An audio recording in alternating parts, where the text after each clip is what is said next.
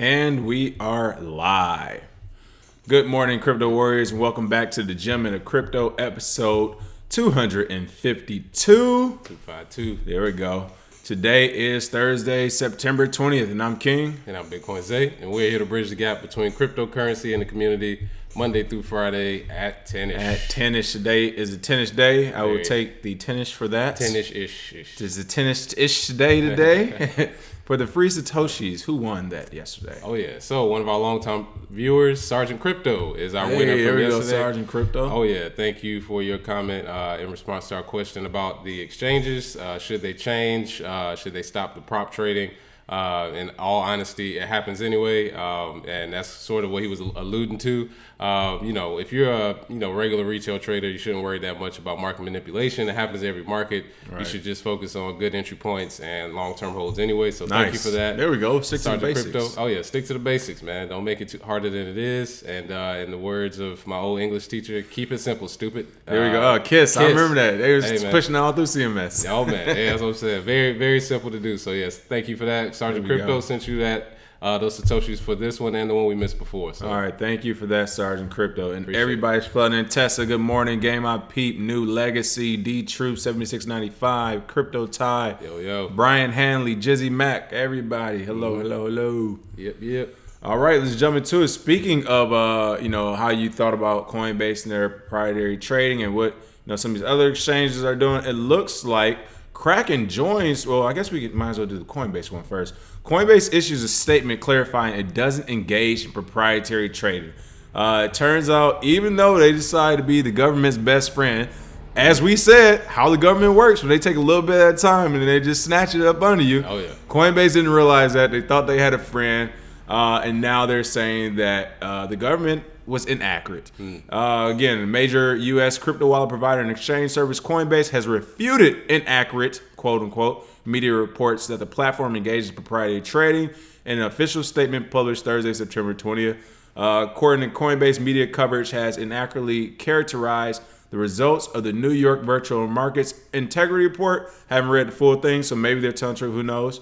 To which Coinbase had voluntarily, that was the first mistake, Navy, the United States Navy, for those who don't know what that actually means, it means never again volunteer yourself.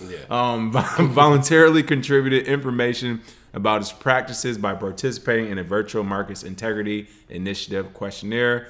Thought it was sweet. Right. What's going on with Coinbase? All of a sudden, they don't got where their friend at. Hey, well, it was revealed yesterday through that report from the New York Attorney General, which, we don't really trust New York that much anyway. It's not like we don't trust either side. Point. It's one of those, no, he's doing something. You're both doing something. And, if we get down to the bottom of it, they say that 20% that was revealed of their prop trading. Which is a big deal. Yeah, that's a lot of volume. They said that it was done on behalf of their Coinbase consumers and not not for themselves, which if you think about it, anybody could be a Coinbase consumer customer, which Roger Ver and Bcash. It wasn't done for us. We did that one time. Yeah, just one time. Yeah, forever. So we could all make a bunch of money. Yeah, all those huge buy and sell walls that pop up on GDAX out of the blue whenever there's a big push up or down. Yeah, that's definitely just natural to the market, but we're helping you, the customer. It sounds good to dumb people, but to people who are smart,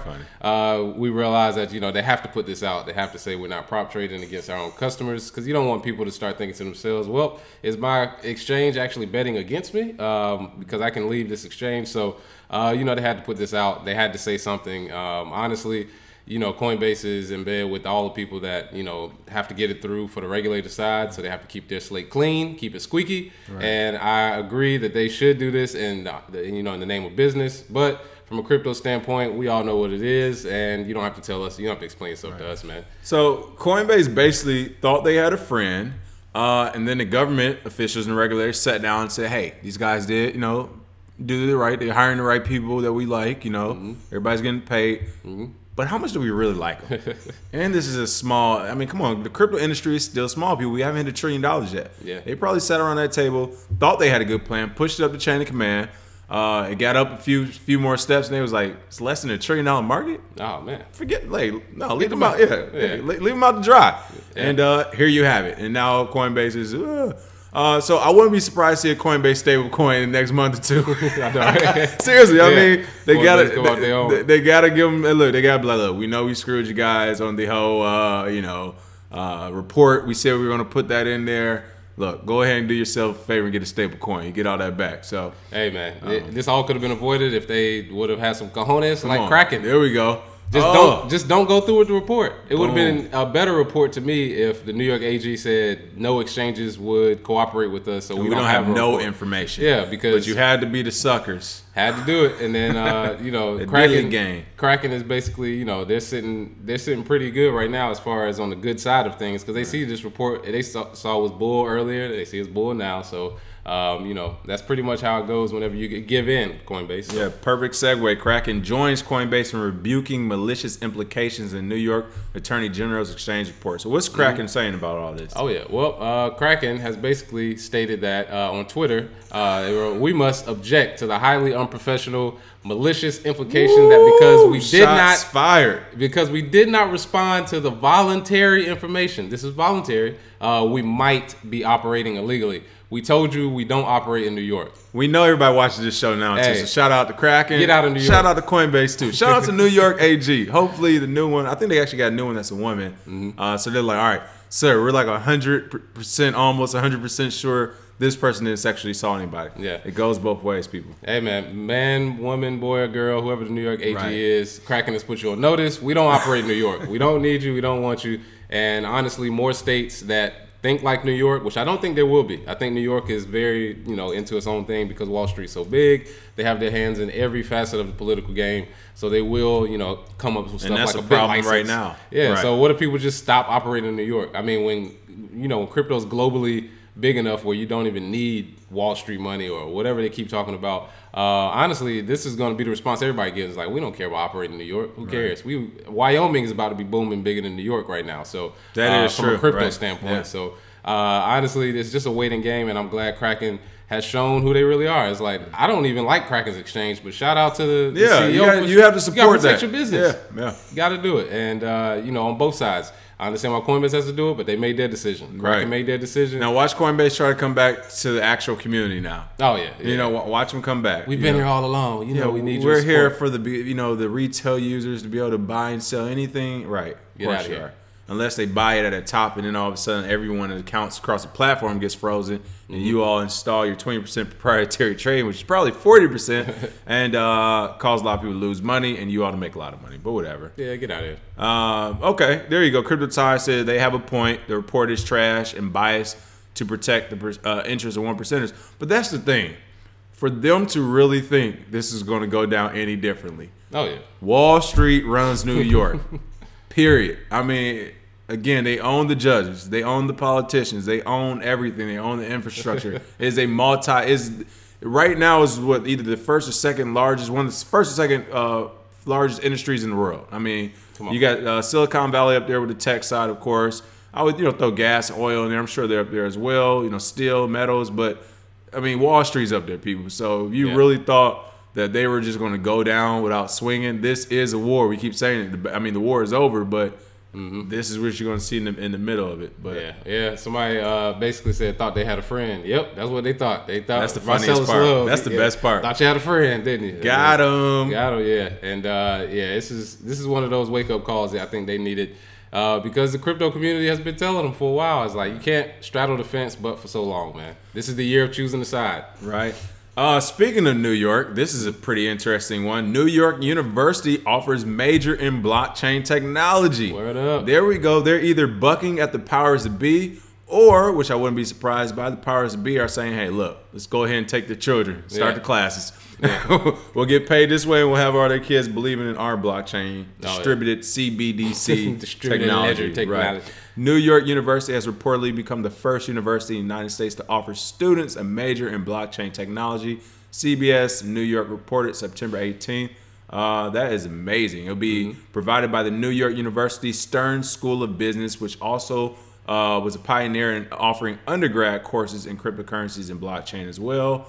What's your thoughts on all this? This is good stuff. Oh yeah, well, I think the best part about this is that it's a major now. You know, we've seen crypto classes, we've seen online courses at different places, but there's actually a full major where you could come out and say I majored in blockchain technology. However, with it being in New York, it is a possibility that a lot of the New York regulators, BitLicense people, Wall Street people will basically use this as an opportunity to identify who the next up-and-coming developer or business person is, either have them join their team before they can get into the crypto market and get in with the rest of us degenerates, or they will basically, you know, have a great recruiting ground if they want to move forward.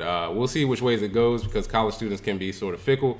You have a lot of student debt. They'll be like, well, I'm just going for the money. Right. Or you could have some that learn about blockchain technology. That's the reason for I mean, granted, they want to teach you, but they also want to put you in debt as well. So. Oh, yeah. Yeah, and they want to make sure you understand both the legal and business implications and prepare them to go out in this market, which is a great way, or a clean way of saying that, yeah, you need to learn what can happen to you in New York. It's sort of like the BitLicense people probably wrote some of this, like, yeah, this is what's going to happen to you if you operate in New York. So. Yeah, that's probably true, yeah.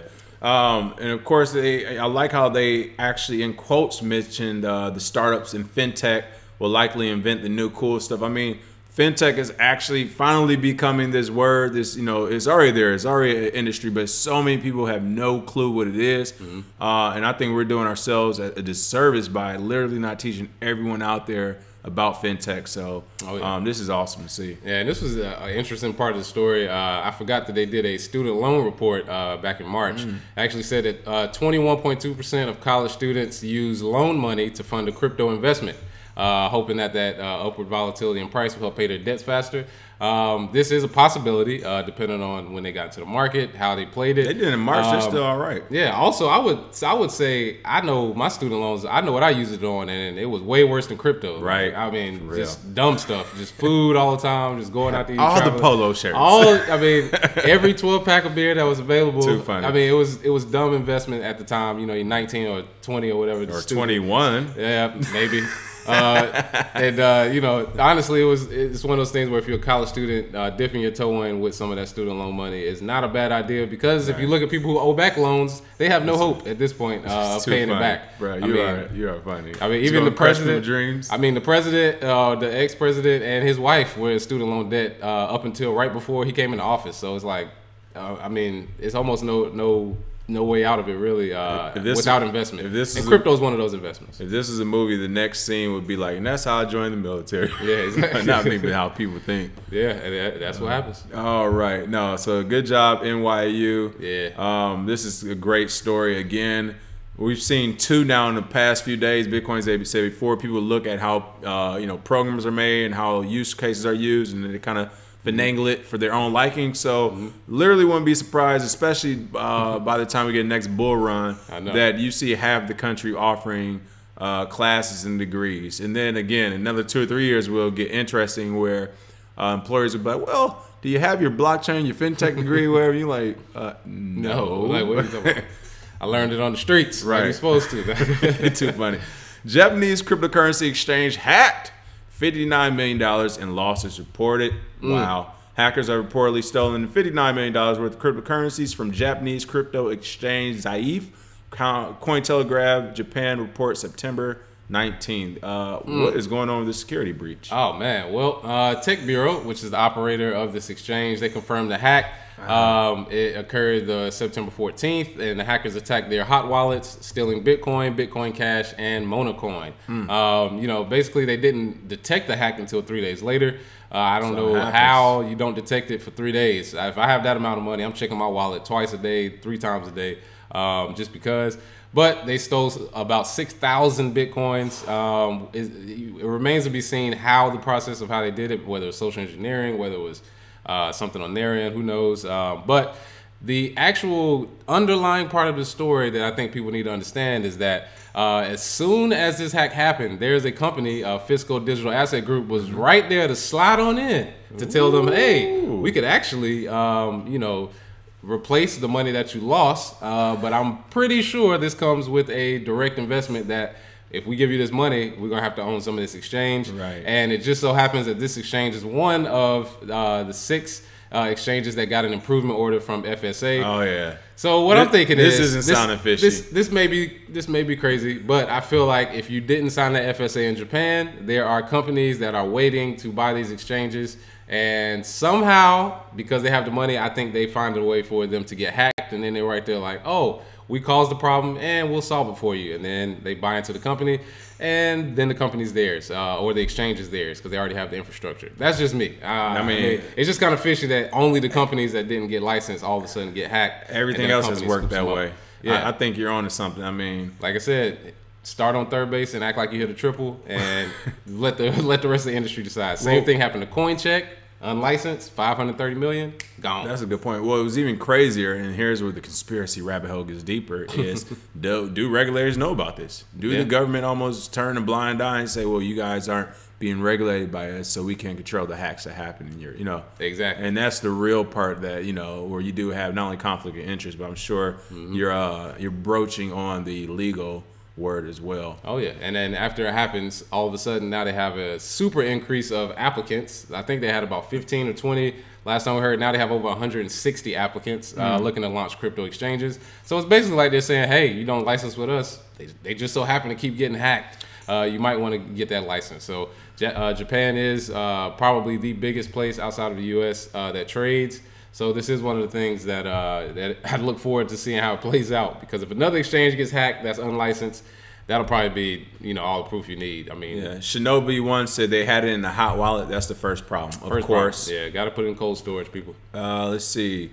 Brian Hanley said, I think it's good in regards to the New York University classes, but we have to be careful because the type of person who does this major wants a job and wants to be an employee. Useful, but not groundbreaking. True. Exactly. That's that's the thing. But you know what? At the end of the day, you will need employees for a lot of these big companies in this space. But you are right. Those people, they, by and large, they shouldn't. And I don't think they will be the front runners as far as leaders in the community. Oh, yeah. But you know what always happens, though, at these universities is there's always one or two people who go to these classes to start simply because they are interested. And they find out, they go down the wormhole. That's true. They find out Mark what it's truly about. Bill Gates. Drop out, and then they're like, well, I'm going to do it my own way. And that person will probably build the next great application simply because they'll have the network from the college that they went to, along with the information that what they're teaching is bogus, and we don't need to go along with it. So, it's a good start. And I think you're right, though. There's a bunch of people who want to be employees. That's just in general. Every major. It's safer that way. Yeah, it's so much safer to be an employee. So. Sergeant Crypto said, pay to play. You're right. And speaking of all these hacks, and as you said, Japan has been one of the big spots. Looks like in Japan, crypto thefts have tripled this year, totaling $540 million so far. We said it earlier this year. We say it again. Hacking people is an official industry at this point. I mean, it's a bigger industry than a lot of these different, regular jobs out here. I was about to throw some jobs out here, but I don't want to dilute what people do. But I mean, honestly, they're coming in cracking exchanges for 60 million here, 100 million there, 2 million. Think about the ones we don't hear about. I cracked an exchange for 300,000. That's not going to make the news, but to the 2, 3, 4 hackers who did it, that was a come up. That's a year worth of work. Yeah, that was a year worth of work. So. Looks like Japan's National Police Agency has revealed that a staggering 60.503 billion yen, $540 million worth of crypto was stolen in the first 6 months of 2018. Wow. So you were on track to do $1 billion. I think we almost did $1 billion last year. So we're on track to do $1 billion worth of losses from hacking. Oh yeah, I mean, honestly, if you're robbing banks at this point, you're outdated, bro. You might as well be writing checks when you go around the supermarket. Right. If you go to steal, hacking seems like the industry you want to get into. Nobody carjacks or rob banks anymore. They just hack Bitcoin wallets. But especially in Japan, this is becoming a big problem. I wonder if there is, a shortage of, I don't want to say education, but maybe a shortage of people in the industry that know what they're doing in Japan as far as getting it stolen, because it does seem to happen a lot more there. But like I said, I have my conspiracy theory of why, because they want people who's sanctioning this. Exactly. Like, I'm pretty sure there's. It's a good point. When you really look at that, that's a good point. Hackers just aren't. Come on, man. Like, and Japan's been in the crypto game for so long as well. Yeah.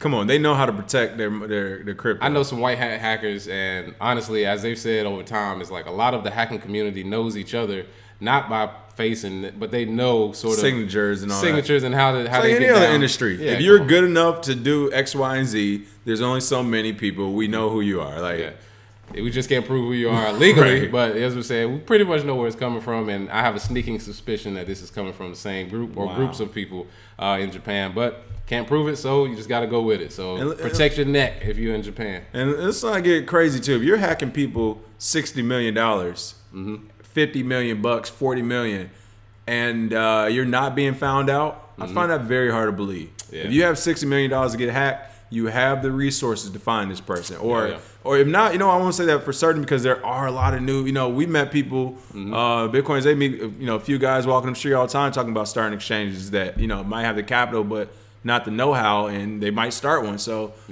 I guess if you're doing one of those guys, but again, from the people I know, if you take 60 million from them, somebody is going to talk to you and find out who did it. All right, it's not going to be, we just got hacked for 60 million. Yeah, and no, it's going to be some rooftop parties going on. Yeah, exactly. This other group just slides right on in. Oh yeah, we got some money for you. Come on, man. This is too soon, man. Yeah, it's I mean, it's sort of like what was your boy that showed up when your man he passed away? He showed up to his funeral with his wife. It's like, come on, man, too soon. Man. Like R&B beef back in the day. Like, no, you just got hacked and then they show up. Come on, man. Like we know what's going on. Brian Hanley said maybe New York University graduates can get a job at a hacking firm. LOL. Oh yeah, hey, there we go. What was that? Bobby Womack, I think that's his name. Yeah, too soon, man. That's funny. It was a pretty good day today. There's some good articles out there. Oh yeah, finally. I know everybody's starting to get quiet. What? You know what I like about, I do want to mention crypto Twitter, crypto social media, crypto everything. Everybody likes to mention how everybody left and everybody went away and there's nothing going on right now. Where's everybody at? I just want to remind people, gentlemen of crypto have been here the entire time. We not and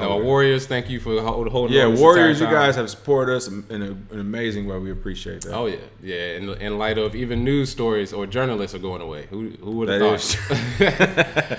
The whole market is capitulating. Let's get back to reporting regular news. This crypto thing was a fluke. I knew it. Oh yeah. And Jizzy Mac exchanges pocket money and claim hacks. Oh yeah, man, come on. We know that's happening. And Shinobi exit scams going on. Shinobi one, can't they track it though? To an extent, depending. All right, if you get hacked, so to say, and they send it to a wallet that is maybe an air gap wallet or a wallet that's never been online, then you can't really track the movements of that wallet until it's online. And honestly, if it's a paper wallet or something of that nature, or a hardware wallet that you can't track, they can basically just hand it off to somebody for cash or for some sort of capital. So it is possible, but it is a very, very long process that you have to go through. It has to be well thought out. Yeah, it's worth it for 60 million. However, if you get caught, I mean, you're going to jail for at least 10, 15 years. So that's not worth anything. It's not worth it at all. Just enough money to pay bills. So. Or I guess Jordan Belfort thought it was. He was like, I just remembered I was still rich.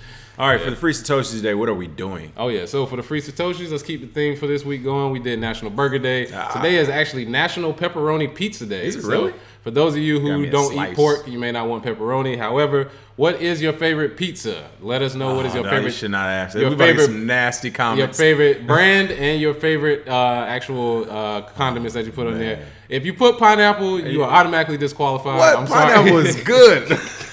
No, sir, we know we're about to get some good. As long as we don't see Papa John's on there. Oh man, I can't do citrus and tomato sauce. That's too funny. Can't do it. But yeah, what your favorite pizza is, put it on there. Have some fun with it. Put your public address, and we'll send those free Satoshis. Definitely. This is gonna be fun. Yeah, this is gonna be fun. As always, people, thank you for watching and listening to the Gentleman of Crypto. We hope you have a happy Thursday, and we will see you all tomorrow at 10ish. 10ish. Cheers. Have a good one, people. Okay, good stuff, Roger. Good stuff. Cheers.